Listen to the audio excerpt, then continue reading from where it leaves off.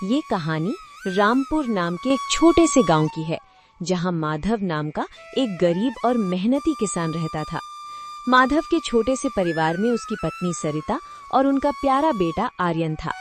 माधव अपनी छोटी सी जमीन पर खेती करके अपने परिवार का पालन पोषण बहुत खुशी खुशी कर रहा था। परंतु समय का चक्र घूमा और उसकी वो जमीन पहले की तरह उपजाऊ नहीं रही। धीरे धीरे खेत से फसल की पैदावार कम होने लगी। एक दिन इसी चिंता में माधव अपनी जमीन के पास सिर झुकाकर बैठा था और भविष्य के बारे में सोचने लगा। दिन प्रतिदिन मेरी इस जमीन से उगने वाली फसल कम होती जा रही है। लगता है मुझे अब कोई दूसरी जमीन लेकर काम करना होगा, या तो कोई और जरिया ढूंढना होगा कमाने का। पर अब मैं इस जमीन के भरोसे नहीं रह सकता हूँ।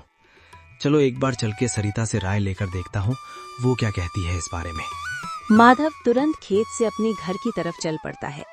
घर पहुंचकर वो सबसे पहले अपनी पत्नी सरिता को आवाज लगाता है।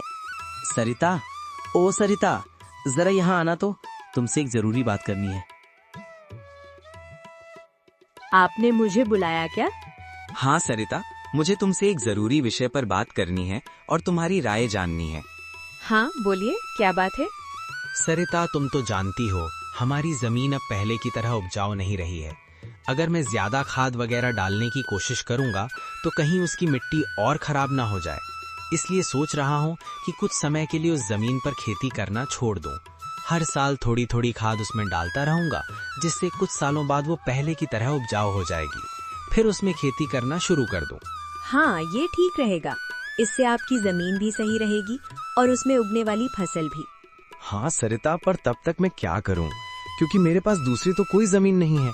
तो घर का खर्च चलाने और आर्यन की पढ़ाई के लिए कहाँ से पैसे जुटा पाऊंगा। आप एक काम क्यों नहीं करते, एक बार जाकर गांव के मुखिया जी से मिल लीजिए। वे तो बहुत अच्छे और नेक दिल इंसान हैं। वे आपकी जरूर कोई मदद करेंगे। हाँ सरिता, ये ठीक रहेगा, क्योंकि मुखिया जी अगर कोई नया काम भी करने बोलेंगे तो वे उसमें भी मेरी मदद कर देंगे। ठीक है, तो मैं कल सुबह सुबह ही उनसे मिलने उनके घर चला जाऊंगा। अगली सुबह माधव मुखिया जी से मिलने उनके घर के लिए चल पड़ता है।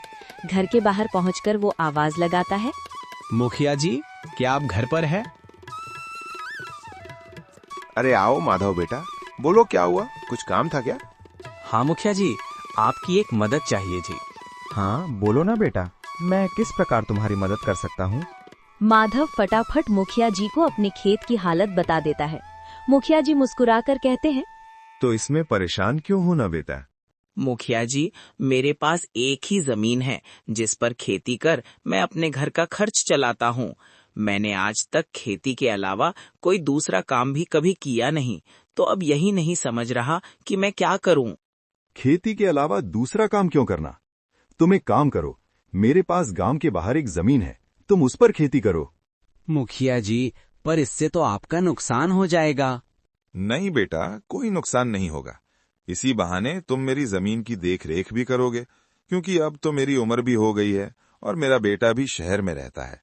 तो इससे तुम्हारा भी भला हो जाएगा और मेरी भी थोड़ी जिम्मेदारी कम रहेगी। ठीक है मुखिया जी, अगर ऐसी बात है तो मैं कल से ही उस खेत पर काम करने चला जाऊंगा। माधव मुखिया जी को धन्यवाद कहकर अपने घर के लिए निकल जाता है और घर पहुंचकर सरिता को सारी बात बताता है। ये तो बहुत अच्छा है, यानी आपकी सारी चिंता ही खत्म हो गई। हाँ सरिता, अब मैं मुखिया जी के खेत पर बहुत मेहनत करूंगा और कोशिश करूंगा कि एक दो और खेत खरीद लूं, ताकि भविष्य में ऐसी समस्या आए तो उसके लिए हम तैयार रहें। अगली सुबह माधव खेत पर काम करने निकलने वाला होता है तो सोचता है कि मुखिया जी की जमीन गांव के बाहर है, तो शायद लौटते समय देर हो जाए। सरिता, जरा यहाँ आना तो। आपने बुलाया मुझे? हाँ सरिता, सुनो, मुखिया जी का खेत गांव के बाहर है, तो मुझे शाम को घर लौटने में थोड़ी देर भी हो सकती है। अगर मुझे देर हो जाए तो तुम और आर्यन खाना खाकर सो जाना। ठीक है, पर अपना ध्यान रखना। और हाँ, 1 मिनट रुकना, मैं आपके खाने का डिब्बा लेकर आती हूँ, वो लेकर ही जाना। माधव अपना खाने का डिब्बा लेकर गांव के बाहर वाली जमीन पर चल पड़ता है। कुछ समय बाद वो वहां पहुंच जाता है और अपनी कुदाल उठाकर काम करना शुरू कर देता है। अभी काम करते हुए कुछ ही समय हुआ था कि तभी पीछे से एक जहरीला सांप आकर उसे काट लेता है। सांप के काटने के कुछ ही समय में माधव को चक्कर आने लगते हैं और वो वहीं गिर जाता है। गांव के बाहर होने के कारण किसी को पता नहीं चलता। रात हो गई और सरिता इंतजार कर रही थी। क्या हुआ माँ, पिताजी अब तक क्यों नहीं आए? बेटा, तुम्हारे पिताजी आज मुखिया जी के बाहर वाले खेत पर गए हैं। उन्होंने बोला था कि उन्हें आते आते देर हो जाएगी, पर अब कुछ ज्यादा ही समय हो गया है। माँ, आप क्यों फिक्र कर रही हो? पिताजी ने जब बोला था कि देर होगी तो कुछ सोच समझ कर ही कहा होगा। आप जाकर सो जाइए। अगली सुबह भी जब माधव घर नहीं आया तो सरिता घबराकर मुखिया जी के घर पहुंच गई। मुखिया जी, माधव कल आपके खेत पर गए थे, पर अब तक घर नहीं आए। मुखिया जी हैरान रह गए। उन्होंने तुरंत अपने मजदूर रामू को खेत पर भेजा। कुछ समय बाद रामू खेत पहुंचा और वहां का दृश्य देखकर कांप उठा। रामू भागते हुए वापस आया और सारी बात बताई। पास खड़ी सरिता ये सुनकर फूट फूट कर रोने लगी। मुखिया जी बोले, रामू, तुम सबसे पहले वैद्य जी को लेकर खेत पहुंचो। मैं सरिता बेटी को लेकर वहां आता हूँ। मुखिया जी और सरिता जब खेत पहुंचे तो माधव बेहोश पड़ा था। सरिता माधव के पास बैठकर रोने लगी। तभी वैद्य जी आ गए और माधव की हालत की जांच करने लगे। क्या हुआ वैद्य जी? अब कैसी है माधव की हालत? देखिए मुखिया जी, मैं आपको झूठ बोलकर अंधेरे में नहीं रखना चाहता। माधव की हालत बहुत खराब है।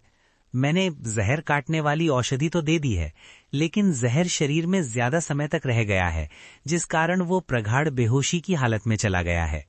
प्रगाढ़ बेहोशी, ये क्या होता है वैद्य जी? इस हालत में व्यक्ति जीवित तो होता है, परंतु उसके बदन में कोई हलचल नहीं होती। वो कब होश में आएगा ये भी नहीं कह सकते। तो अब हम क्या करें? अभी के लिए मैं कुछ दवाइयाँ दे रहा हूँ, इसे समय समय पर पानी में मिलाकर देना। बाकी सब ऊपर वाले के भरोसे है। माधव को घर लाकर बिस्तर पर लेटा देते हैं। मुखिया जी सरिता को समझाते हैं। देखो सरिता बेटी, तुम चिंता मत करना। तुम माधव की अच्छे से देखभाल करो और अगर किसी भी चीज की जरूरत हो तो मुझे बताना। मैं हर महीने तुम्हारे और आर्यन के लिए कुछ पैसे भेजता रहूंगा। आपका बहुत बहुत धन्यवाद मुखिया जी, आप हम लोगों की बहुत मदद कर रहे हैं। मुखिया जी के जाने के बाद आर्यन आया। माँ, पिताजी को क्या हुआ है?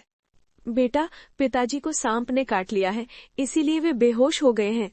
माँ, तो पिताजी होश में कब आएंगे? बेटा, वैद्य जी ने दवाइयाँ दी हैं, वे जल्द ठीक हो जाएंगे। मगर माँ, पिताजी की ऐसी हालत है तो घर का खर्च कैसे चलेगा?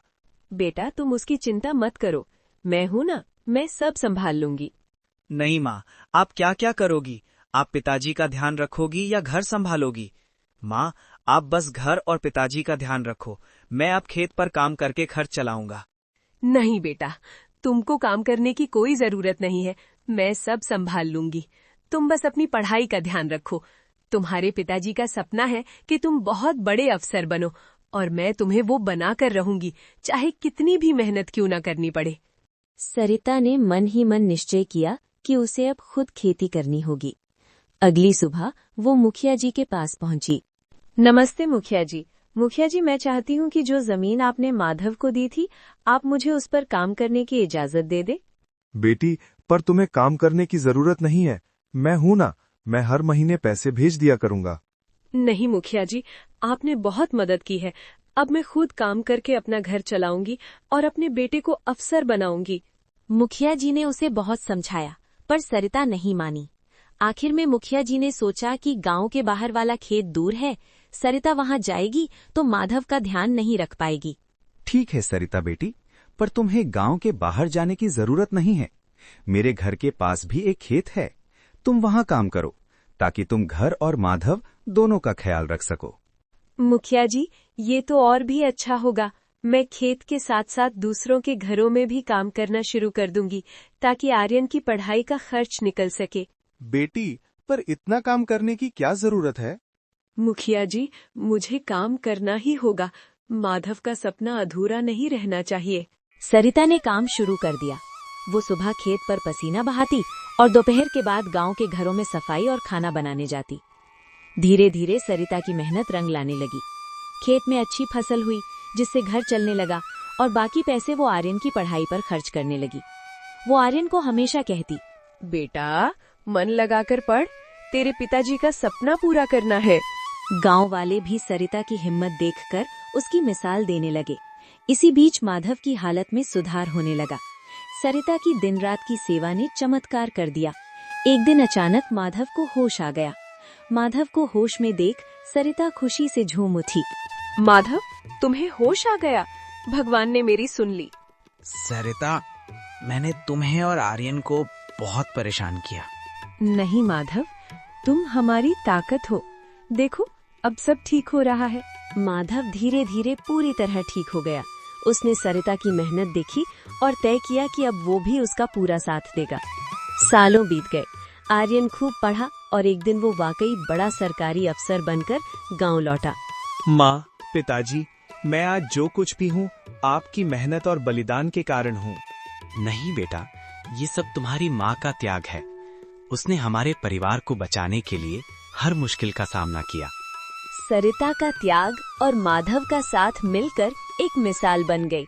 गांव वाले आज भी आने वाली पीढ़ियों को ये कहानी सुनाते हैं कि एक माँ का समर्पण किसी भी चुनौती को हरा सकता है।